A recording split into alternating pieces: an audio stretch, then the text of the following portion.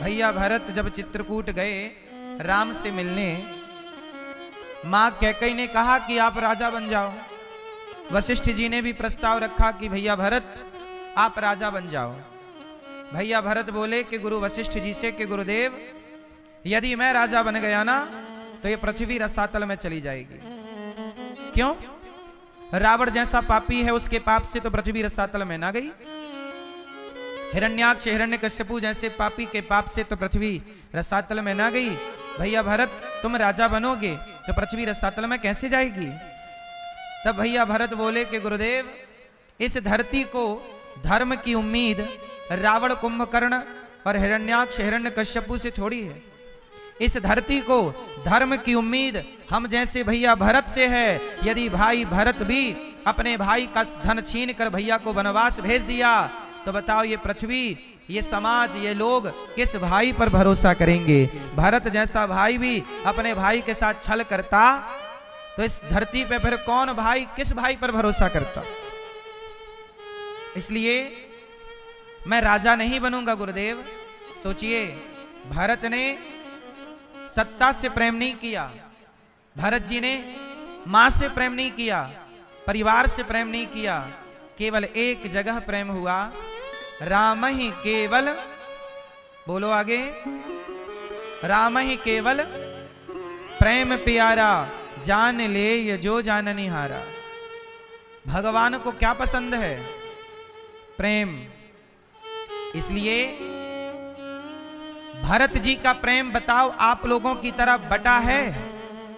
जोर से, आप लोगों का प्रेम बटा हुआ है। थोड़ा भगवान से, थोड़ा पत्नी से, थोड़ा पुत्र से, थोड़ा परिवार से, थोड़ा व्यापार से, जबकि भरत जी का प्रेम एक राम के सिवा कहीं प्रेम नहीं है। बताओ, गोपियों का प्रेम भगवान के सिवा कहीं नहीं है। गोपियां भगवान के अतिरिक्त किसी को प्रेम नहीं करती। आप लोग सबको प्रेम करते हो, तो बताओ प्रेम कैसा होना चाहिए? सबसे होना चाहिए या एक से होना चाहिए? जोर से, जोर से। सबसे होना चाहिए। तो आप लोग तो सबसे प्रेम करते ही हो, पर भरत जी ने तो सबसे प्रेम नहीं किया। इसका मतलब यह हुआ कि आपका प्रेम सही है और भरत जी का प्रेम, इसका मतलब यह हुआ कि भरत जी का प्रेम सही है, जिनका प्रेम केवल भगवान से है। अब आप कहो कि महाराज जी क्या बेटे से प्रेम ना करें? करो, बेटे से प्रेम करने का मना नहीं है, करो प्रेम। व्यापार से प्रेम करो, खेत खलिहान से प्रेम करो, गाय बछड़े से प्रेम करो, मना नहीं है। परंतु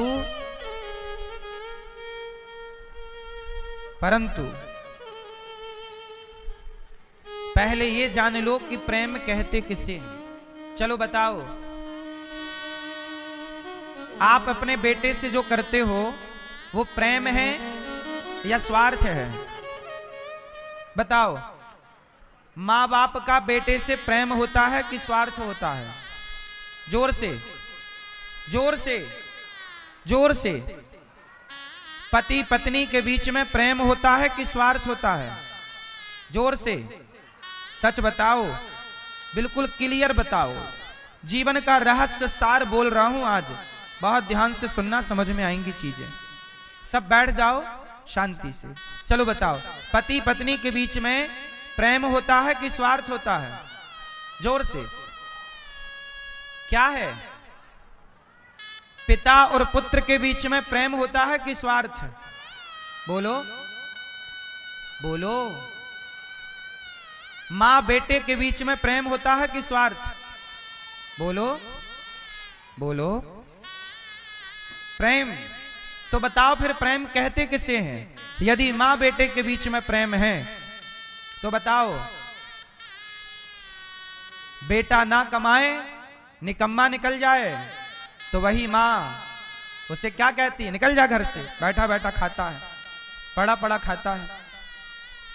जो बेटा ज्यादा कमाता है ना, मां बाप का प्रेम उस बेटे से ज्यादा होता है। समाज का व्यवहार है, ये देख लो आप।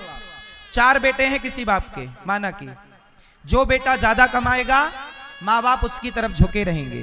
ये बात सही है कि गलत है? बोलो बोलो। यदि माँ बाप का प्रेम होता तो चारों से होता ना, चारों तो तुम्हारी बच्चे हैं, फिर एक की तरफ ज्यादा क्यों है? इसका मतलब है कि माँ बाप के प्रेम में भी स्वार्थ की गंध है। ये बात सही है कि गलत है? क्यों जी, बात सही है। माँ बाप भी उस बेटे से ज्यादा प्रेम करते हैं जो कमा कमा के लाता है। नहीं कमाए तो उसे देखते भी नहीं है। इसका मतलब यह है कि गोस्वामी जी कह रहे हैं कि स्वार्थ लाग करें सब प्रीति, स्वार्थ लाग करें सब प्रीति, सुर नर मुनि जन की यह रीति। इस संसार में जितना भी प्रेम है, चाहे पति पत्नी का हो, माँ बेटे का हो, भाई भाई का हो, मित्र मित्र का हो, हर प्रेम के पीछे एक स्वार्थ होता है। इसलिए आप जो कहते हो ना कि प्रेम है, साहब प्रेम नहीं है, आपने नाम दे दिया है प्रेम का। है क्या वो? केवल स्वार्थ। इसलिए भगवान से प्रेम करिए। मीराबाई ने बताओ किससे प्रेम किया? तुलसीदास जी ने किससे प्रेम किया? अब आप कहो कि महाराज जी फिर परिवार के साथ क्या करें? प्रेम तो करना ही पड़ता। सुनो, आज मैं दो चीजों को अलग अलग करता हूं। हमारी चाची का, हमारी मौसी का, हमारी नानी का, हमारी दादी का, हमारी बहन का, हमारे भाई का व्यवहार बहुत अच्छा है। आपका व्यवहार यदि मेरे प्रति अच्छा होगा तो अपने आप मैं आपसे प्रसन्न हो जाऊंगा कि यार इन्होंने अच्छा व्यवहार किया। प्रेम, ये बताओ ये प्रेम किस किस से करोगे? प्रेम तो इतना ही है ना, किस किस से करोगे प्रेम? तुमसे मिलने वाले हजारों लोग हैं। आपकी रिश्तेदारी कम से कम 500 लोगों की रिश्तेदारी होगी, 1000 लोगों की रिश्तेदारी होगी। 1000 लोगों की रिश्तेदारी में आप लोग रहते हो। बोलो हाँ। अब बताओ प्रेम किस किस से करोगे? 4 तुम्हारी मौसी हैं, 2 तुम्हारी बुआ हैं, बड़े ताऊ अलग हैं, चाचा अलग हैं, परिवार के बच्चे कच्चे, किस किस से प्यार करोगे? तुम्हारे छोटे भाई की बेटी है, वो भी तुम्हारी बेटी की तरह, तुम्हारे बड़े भाई की बेटी है, वो भी तुम्हारी बेटी की तरह। किस किस से प्यार करोगे? फिर प्यार के कितने टुकड़े करोगे? इसलिए सबसे अच्छा व्यवहार करो। मैं आपके साथ अच्छा व्यवहार करूं बस। मेरे पास 290 वृद्ध माताएं रहती हैं। बताओ, आपने देखा भी होगा, मैं उन माताओं के साथ अच्छा व्यवहार करता हूं। ऐसा व्यवहार जो एक बेटा अपनी मां के साथ व्यवहार करता है, मैं वैसा व्यवहार करता हूं। यदि मैं उनसे प्यार करूं तो प्रेम करके क्या पाऊंगा? इसलिए प्रेम किसी व्यक्ति से ना करो साहब, पछताओगे। प्रेम भगवान से करना चाहिए। मेरे तो गिरधर गोपाल दूसरो ना कोई, एक भगवान के सिवा इस धरती पर कोई प्रेम के योग्य है ही नहीं। होए तो नाम बताओ। जिसने प्यार किया जगत से क्या पाया? हम तुमसे प्यार करेंगे, तुम्हारी याद में रोएंगे। भरत जी ने प्रेम किया मृग के बच्चे से, तो मृग के लिए रोए, और रोए तो स्वयं भरत जैसे ज्ञानी संत मृग बन के आ गए। यदि हम अपनी पत्नी से प्रेम कर लें तो पत्नी के चिंतन में रहेंगे। जितना चिंतन पत्नी का करें, पति का करें, परिवार का करें, पैसे का करें, उतना चिंतन भगवान का करेंगे तो हमारा कल्याण हो जाएगा। अब निर्णय आपको लेना है कि आप चिंतन परिवार का करना चाहते हैं या परमेश्वर का। हम क्या समझा रहे हैं?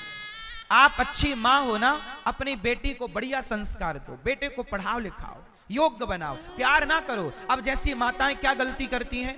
बेटी से कर लेती हैं प्यार, मेरी बेटी मेरी बेटी मेरी बेटी। और शादी हो गई, शादी के बाद भी बेटी माँ को फोन लगा रही है, माँ आज हमने ये बना के खाया, आज हमने ये किया। किसी का नहीं होता, फिर बताने की जरूरत ही नहीं। ये दवाई उनके लिए है जहां होता है। होता है तो हाथ उठा के बताओ। ये छोरा उठा रहा छोटा सा। चलो, जब झगड़ा बीमारी नहीं है तो फिर दवाई की जरूरत नहीं है। आप लोगों की शादी हो गई, लड़ाई होती है तो सुनो, पति पत्नी की लड़ाई हो तो 1 मिनट का मंत्र है, सुन लो। देखो, तुम कितना भी प्यार करो अपने पति से, तुम्हारा पति खुश ना होगा, और तुम कितना भी प्यार करो अपनी पत्नी से, तुम्हारी पत्नी खुश नहीं हो सकती। पर जो मैं कहता हूं उससे करके देखना, पत्नी गुब्बारा ना हो जाए फूल के फुक्का, तो बताना। सुनो, रोज अपने पति से कहो, पत्नियां ध्यान से सुनो, यदि पति लड़ाई करता है तो रोज पति से कहो, क्या कहोगी? पति से रोज कहो, मिले हो तुम हमको बड़े नसीबों से।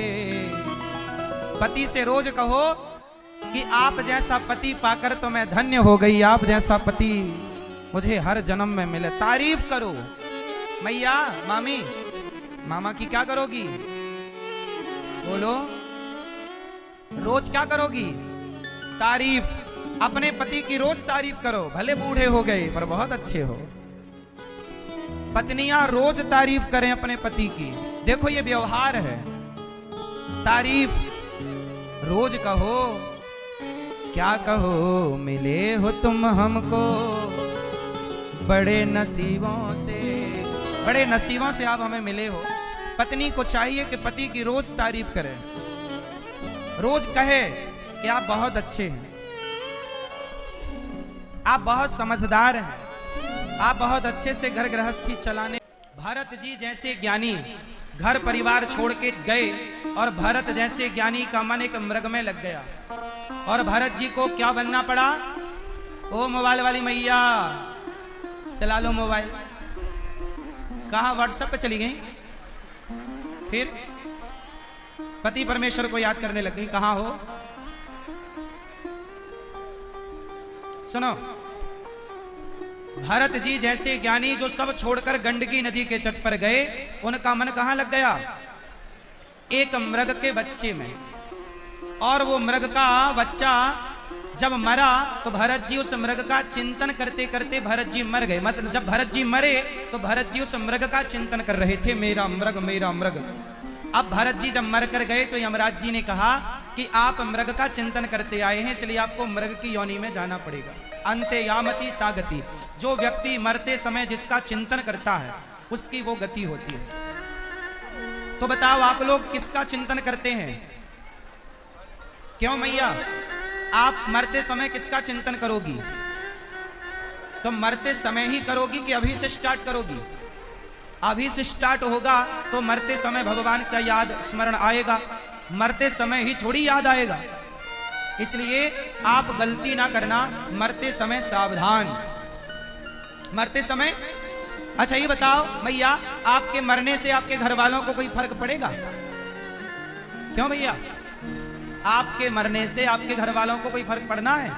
कुछ नहीं होता। लेकिन ये गलतफहमी लोग पाल लेते हैं कि मेरे बाद क्या होगा, सब बढ़िया होता है, आप तो आराम से मरो बिंदास, किसी का कोई काम नहीं रुकता भैया।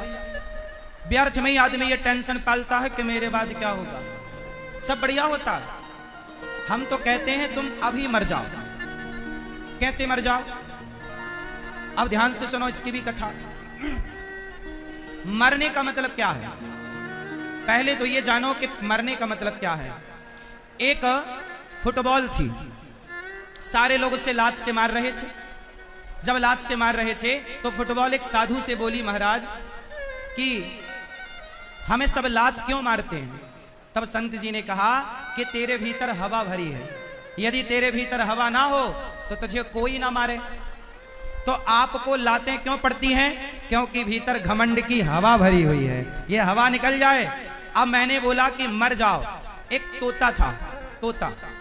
एक दिन कथा चल रही थी तो साधु जी बता रहे थे संत जी कथा में कि जो कथा सुनता है मुक्त हो जाता है। जो कथा सुनता है वो, बोलो, मुक्त हो जाता है। तोता सुन के कथा बड़ा प्रसन्न हुआ कि भैया हमने तो सुन ली, अब हम मुक्त हो जाएंगे। वो सीताराम सीताराम बोलने लगा, तभी पीछे से एक आदमी आया और तोते को पकड़ लिया। तोते को पकड़ के ले गया, पिंजरे में डाल दिया।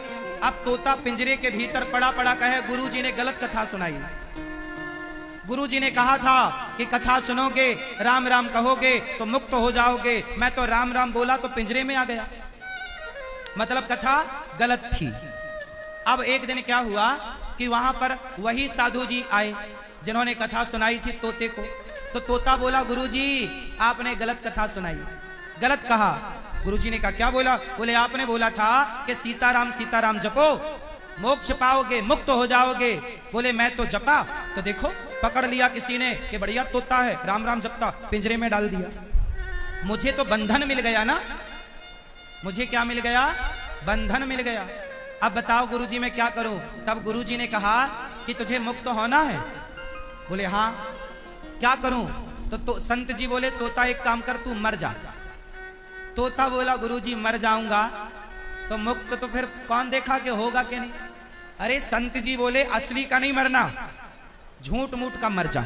आज जब तेरा मालिक तुझे दाना पानी देने आए तो दोनों पांव ऊपर करके तू गर्दन लटका लेना, मालिक को ऐसा लगेगा तू। अब तोते ने वैसे ही किया, तोते ने वैसे ही किया। सवेरे सवेरे मालिक दाना पानी देने आया तो तोता मरा, मतलब गर्दन लटकी पांव ऊपर। मालिक को लगा कि तोता मर गया, पिंजरे से निकाला और जैसे ही निकाला तोता फुर्र से उड़ गया और ऊपर जाके बोला गुरुजी ने सही बोला कि राम राम तो जपोगे तो मुक्ति मिलेगी, पर एक काम और करना पड़ेगा, जगत के लिए मरना पड़ेगा, जगन्नाथ के लिए जिंदा रहना पड़ेगा। जब तक जगत चल दो, जो इच्छा आपको भगवान से दूर करती हो उस इच्छा को मार दो। इसलिए कहता हूं मर जाओ। कैसे मर जाओ? जैसे तोता मर करके मुक्त हो गया। जगत के लिए मर जाओ, बेटे के लिए, बेटी के लिए, परिवार के लिए अब मर जाओ। अब केवल जिंदा रहो तो केवल गिरधर गोपाल के लिए। प्रिय भक्तों, भरत जी बड़े ज्ञानी पर क्या बन गए? मृग। क्योंकि मरते समय चिंतन, आप लोग मरते समय भगवान का चिंतन करना, मरते समय सावधान रहना, वरना घर वालों को कोई फर्क नहीं पड़ता। क्यों भैया ये बंद पड़ा है क्या? एक सेकंड। घर वालों को कोई फर्क नहीं पड़ता। इस तरफ का घर वालों को कोई, आप जब मरोगे तो घर वाले, आप जब मरोगे ना तो घर वाले चाय पिएंगे। तब भी जब कोई मर जाता है ना तो पड़ोसी लोग बड़ी चाय वाय लेके आते हैं और बोलते हैं अब मत रो, थोड़ा चाय पी लो, ठंडी हो रही है, बड़ी मेहनत से बनाई अदरक वाली है। सास मरी पड़ी है और बहू चाय पी रही है, मस्त बनाई है, तेरी सास मरेगी तो हम तेरे यहां भी लाएंगे। चाय पी रही है और चाय खत्म, फिर चालू, फिर वही चालू नाटक। ये दुनिया को कोई, ये बात सही है कि गलत है? जब आदमी मरता है तो अड़ोसी पड़ोसी चाय वाय लाते कि नहीं? आपके यहाँ ये परंपरा है? हाँ, चाय पी पी के आदमी रोता है। आदमी तो बिना चाय पिए रोए भी ना, रोने के लिए उसको चाय चाहिए। आजकल का आदमी बड़ा मतलबी है, फ्री में आंसू तक नहीं बहाता। बात सही है कि गलत है? हाँ, अब चलो। तो आप लोग सावधान। भरत जी दुर्गति को पा गए। यमराज बोले कि आपको अब मृग बनना पड़ेगा। भरत जी मृग बने, पर तीसरा जन्म फिर मनुष्य का मिला, जहां राजा रहुगण को उपदेश किया। अब जो उपदेश किया वो बड़ा गजब है। राजा रहुगण ने भरत जी को पालकी कंधे पर दे दी। भरत जी चल रहे हैं, चींटी ना दब जाए, जरा उछल कूद करके चल रहे। राजा रहुगण बोला क्यों रे, तुझे चलना नहीं आता? ठीक ठीक, मैं मृत्यु दंड दूंगा। भरत जी बोले ये बताओ भैया तुम मारोगे किसे? चलो थोड़ा ज्ञान की बात कर लेते हैं। बताओ मृत्यु किसकी होती है, शरीर की कि आत्मा की? है? कर्म। अरे कर्म तो जाएंगे, पर कर्मों को भोगेगा कौन? भोगने के लिए कोई चाहिए ना। आत्मा को लिखा है गीता में, नैनम छिंदंती शस्त्राणी नैनम दहति पावका।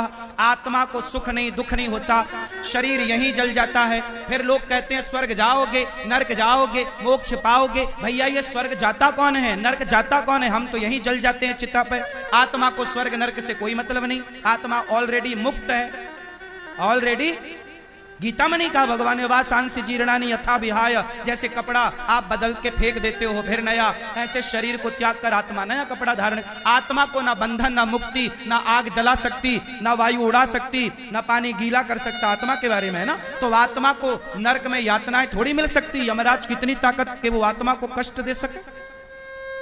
सवाल खड़ा हुआ कि नरक स्वर्ग जाता कौन है? हम तो यहीं जल जाएंगे चिता पर, कौन जाएगा? मैया क्या बोलती तू? हाँ क्या बोलूं मैं? यही बोलो कि कौन जाता है स्वर्ग नरक। मैया कह रही है क्या बोलूं मैं, यही तो बोलना है कि कौन जाता है स्वर्ग नरक। बताओ, बोलो अब कौन? सुनो, चलो बताओ कितने शरीर होते हैं? टोपी वाले भैया कितने शरीर होते हैं? एक। ये भैया कह रहे एक। आप बताओ चश्मा वाले भैया, दादाजी कितने शरीर होते हैं? 2। और आगे बढ़ो। शरीर होते हैं 3। ये बेसिक ज्ञान है, ये ज्ञान सबको होना चाहिए, हर सनातनी को। क्योंकि जब ये बात सुनो, मेरी ये बात आप समझ लोगे तो बहुत सारे प्रश्नों का उत्तर मिल जाएगा। बहुत सारे सवाल होते हैं, नरक कौन जाता है, स्वर्ग कौन जाता है, मोक्ष किसका होता है, हमारा आत्मा एक है तो फिर इतनी सारी आत्माएं कहां से आ गईं? जब आत्मा का जन्म नहीं होता, मरती नहीं, तो जनसंख्या कैसे बढ़ रही है? ये बहुत सारे सवाल हैं और जिनका कोई बहुत बड़ा उत्तर नहीं है, जरा सा उत्तर है। मैं एक जो पूरी बात सुनाऊंगा, कंप्लीट बात सुन लेना, आपको सैकड़ों सवाल के उत्तर मिल जाएंगे इससे। सुनो, हमारे शरीर होते हैं 3। हमारे पास कितने शरीर हैं? 3। पहला शरीर बैठा है सामने, इसे बोलते हैं स्थूल शरीर। एक शरीर और होता है जिसे कारण शरीर कहते।